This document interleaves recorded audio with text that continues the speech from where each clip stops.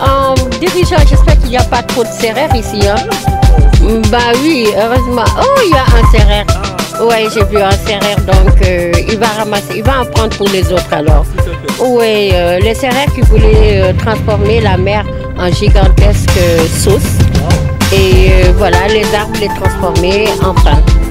Donc malheureusement, ils n'ont pas ce pouvoir et c'est très difficile pour les serrères de prendre nos arbres et de les transformer en baguettes de pain. Ouais. Ah, ça c'est marrant, vous allez comprendre. Maintenant, vous allez vous présenter. Les gens qui nous regardent sur la blogosphère, également les gens qui nous regardent un peu partout dans le monde, vont avoir un aperçu global de votre personnalité. Vous êtes qui? Je peux dire que je suis écrivain.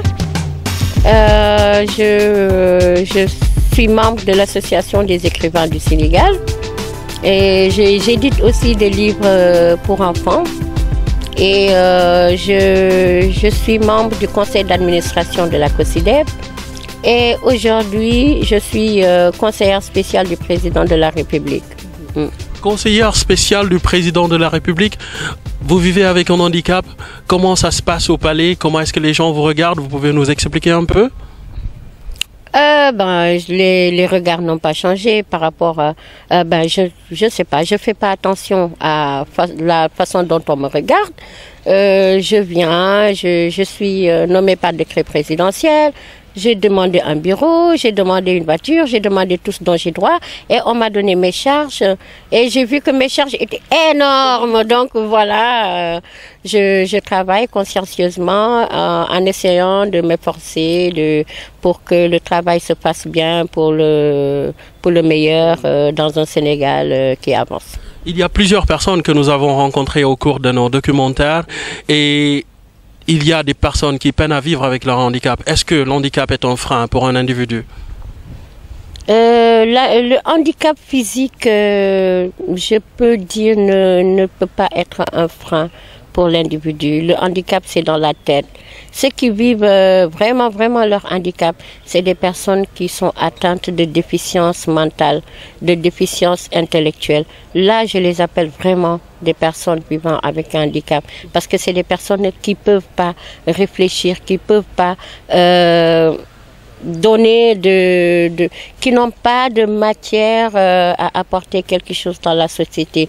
On se doit, nous, individus jouissant de nos facultés intellectuelles, comme on a l'habitude de le dire, de les aider, de les assister. Mais le handicap physique, c'est juste mettre des rampes, rendre accessible telle chose, mais ça ne nous empêche certainement pas de travailler, d'être dans un bureau, d'être dans une voiture, parce qu'il y a des personnes qui ont un handicap physique, qui conduisent, qui vivent leur vie tranquillement.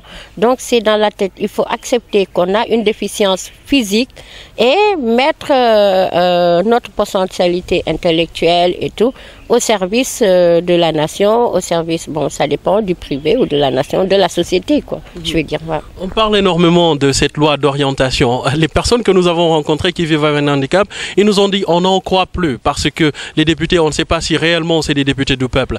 Il y a des problèmes, il y a des blocages extraordinaires. Aujourd'hui, vous êtes bras droit du président de la République du Sénégal. Est-ce que vous croyez que cette loi d'orientation sera vraiment effective? Est-ce que vous croyez que les personnes qui vivent avec un handicap vont rentrer vraiment dans leurs droits?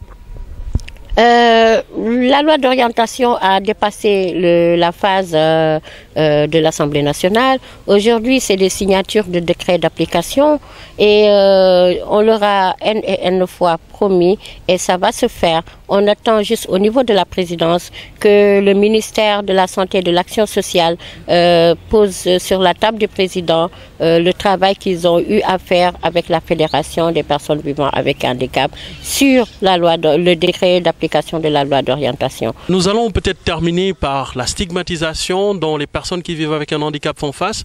À Ziguinchor, nous avons rencontré pas mal de personnes, des personnes qui vivent avec leur handicap. À Dakar, j'ai l'impression que les handicapés, leur seul boulot, c'est mendier. Est-ce qu'aujourd'hui, avant même de parler de la stigmatisation, est-ce qu'aujourd'hui, il existe des politiques réelles pour faire face à ces personnes qui sont dans la rue, qui mendient et qui sont tout le temps persécutées? La première politique pour mettre fin à ça, c'est la Convention relative aux droits des personnes handicapées. c'est une convention, elle est au-dessus des lois nationales. Donc, toute personne vivant avec un handicap qui brandit cette convention sous le nez de quelqu'un qui veut leur faire des discriminations a gain de cause. Aujourd'hui, l'ambassade de la Grande-Bretagne, avec notre grand ambassadeur, une personne qui a vraiment un grand cœur, je l'appelle souvent comme ça, une personne hyper généreuse, 15 vidéos qui vont servir dans la blogosphère, qui vont permettre aux Sénégalais de voir et de comprendre réellement ce qui se passe dans le monde des handicaps. Est-ce que vous pensez réellement qu'aujourd'hui, cette initiative que monsieur l'ambassadeur de la Grande-Bretagne a va changer quelque chose dans le vécu quotidien de ces personnes qui vivent avec un handicap? Bien sûr, je vais commencer par saluer l'engagement de son Excellence, l'ambassadeur de Grande-Bretagne au Sénégal, qui s'est engagé aux côtés de Carapide pour ouvrir une vitrine sur la problématique du handicap au Sénégal. Ça permet aujourd'hui aux Sénégalais lambda, aux citoyens sénégalais lambda, de voir ce que c'est que le handicap, que c'est des êtres humains qui ont besoin de telle ou telle chose, qui ont besoin de facilitation pour pouvoir s'émouvoir, se mouvoir dans la société sénégalaise, de travailler, d'étudier pour les enfants, d'être à l'école, pour les jeunes de pouvoir aller à l'école, au collège, au lycée, à l'université et au finish d'avoir du travail, d'être dans le monde de l'emploi. C'est des personnes qui ont ce droit, ce besoin aussi, que pour que les Sénégalais puissent comprendre que c'est des êtres humains à part entière, c'est des citoyens sénégalais qui aujourd'hui aussi ont leur carte de citoyens. Ils peuvent aller voter pour les présidentielles, pour les législatives, pour tous. Non, ils peuvent postuler pour être tout ce qu'ils souhaitent devenir selon leur orientation politique et sociale. Donc, c'est des êtres humains. Et cette vitrine permet aux Sénégalais de s'ancrer ça dans la tête, de voir que il faut que le regard change. Ce n'est pas en mettant les gens en prison parce qu'ils ont violé tel ou tel droit, mais les sensibiliser. Parce qu'on ne peut pas tout le temps aller en prison pour telle ou telle chose, mais qu'on se mette ça dans la tête, qu'on se mette ça en conscience.